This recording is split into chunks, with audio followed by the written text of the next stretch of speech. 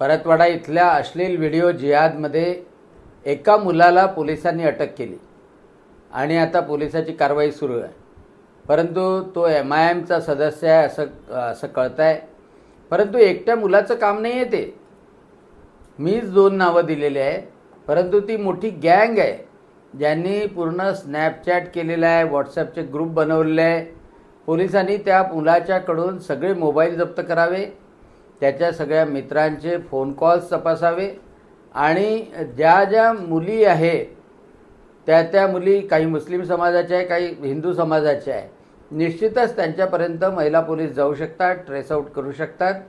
कारण हे जाळं मोठं पसरलेलं आहे। आणि महत्त्वाची गोष्ट की परतवाड्यामधले आणि चिखलदऱ्यामधले जे हॉटेल्स आहेत त्या हॉटेल्सचे CCTV फुटेज पोलिसांना मिळू शकतात आणि गेल्या 6 महिन्यातल्या हॉटेल्सचे जर CCTV फुटेज मिळवले तर त्यामधून हे मोठं रॅकेट की आता पॉर्न साईटवर सुद्धा हे व्हिडिओ आलेले आहे।